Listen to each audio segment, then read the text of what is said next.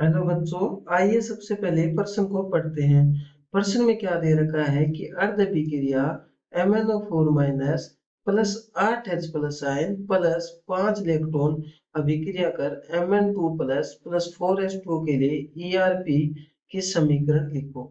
ERP का मतलब क्या है? हमें मानक अपचयन युग्म की समीकरण यहाँ पर लिखनी है। तो इस प्रश्न को हल करने के लिए सबसे पहले इसकी मुख्य अवधारणा के बारे में समझते हैं। तो मुख्य अवधारणा में हम क्या देखेंगे कि हमें जो मानक अपचयन युग्म की समीकरण इसने पूछी है, तो इसके लिए हम क्या देखेंगे, हमें एक नेट समीकरण की सहायता लेनी होगी और उस नेट समीकरण की सहायता से हम इस अभिक्रिया यानी मानक अपचयन युग्म की समीकरण को लिख पाएंगे। तो नेट समीकरण क्या होती है कि उसमें होता है ए cell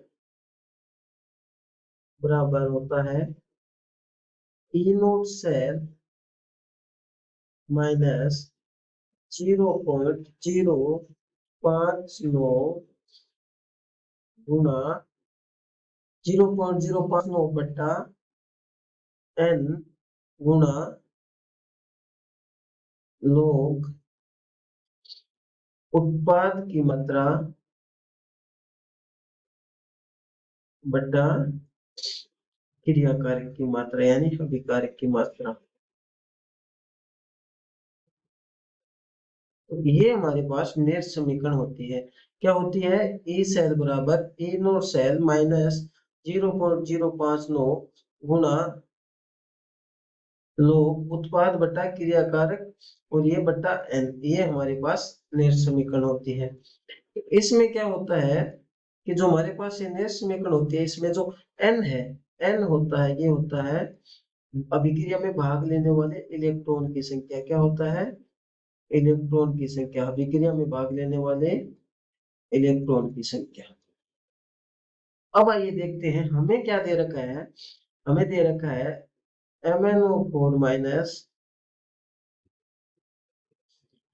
plus 8H plus ion plus 5 electron अभिक्रिया कर क्या बनाते हैं Mn प्लस 2 प्लस 4H2। तो इसके लिए हमें ERP यानी मानक अपचयन युग्म की समीकरण लिखनी है। तो इसके लिए मानक अपचयन युग्म की समीकरण है वो क्या आएगी हमारे पास? वो आएगी ERP बराबर यानी मानक अपचयन युग्म बराबर E नोट RP माइनस 0.059 बट्टा एन। एन हमने क्या देखा था? इलेक्ट्रॉनों की संख्या यानी अभिक्रिया में भाग लेने वाले इलेक्ट्रॉन की संख्या। तो इस अभिक्रिया में कितने इलेक्ट्रॉन भाग ले रहे हैं? 5 इलेक्ट्रॉन। तो एन का मान कितना आ जाएगा? एन का मान आ जाएगा 5 गुना लोग। अब उत्पाद यहाँ पर क्या है? उत्पाद है हमारे पास Mn प्लस 2। तो उत्पाद आ जाएगा Mn प्लस 2 बट्टा हमारे पास क्रियाकारक क्या है?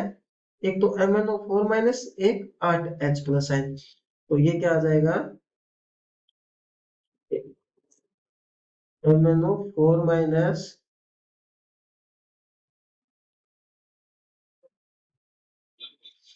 और 8H प्लस आयन यानी H प्लस आयन की घात आ जाएगा 8।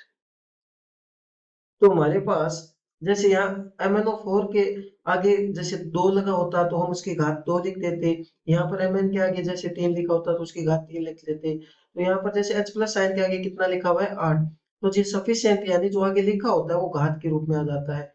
तो इस प्रकार हमने मानक अपचयन युग्म की समीकरण यहाँ पर लिख लिया। बच्चों, मानक अपचयन युग्म की हमारे पास समीकरण क्या आई? हमारे पास समीकरण आई ERP बराबर E नोट RP माइनस 0.059 बट्टा n का मतलब हो गया यहाँ पर 5 गुना लोग उत्पाद Mn प्लस 2 बट्टा क्रियाकारक MnO4 माइनस और H प्लस आयन की घात 8। इस प्रकार से हमने इसके लिए ERP की समीकरण देख ली है। आशा करता हूँ आपको इस प्रश्न का उत्तर समझ में आया होगा। धन्यवाद बच्चों।